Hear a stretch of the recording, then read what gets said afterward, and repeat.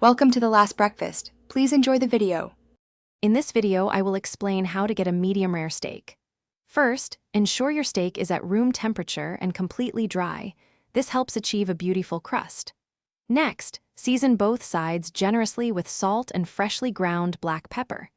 Then, heat a heavy-bottomed skillet, like cast iron, over high heat until it's smoking hot, and add a small amount of high smoke point oil. Carefully place your seasoned steak into the screaming hot pan. Sear each side for about 2 to 3 minutes until a deep brown crust forms.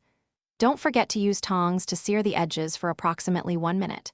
Reduce the heat to medium, then add butter, garlic, and your favorite herbs, continuously spooning the melted butter over the steak. Cook until a meat thermometer reads 125 degrees Fahrenheit.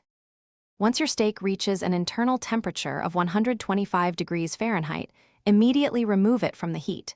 Transfer it to a cutting board and loosely tent it with aluminum foil. This crucial resting period, lasting 5 to 10 minutes, allows the juices to redistribute evenly throughout the meat.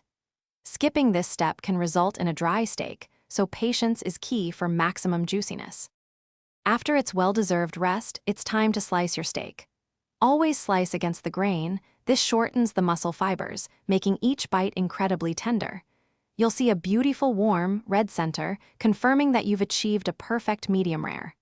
Now, serve your masterpiece immediately and enjoy the rich, juicy flavors of your expertly cooked steak. Bon appetit! Thanks for watching. If this was helpful, leave a like and consider subscribing. See you next time.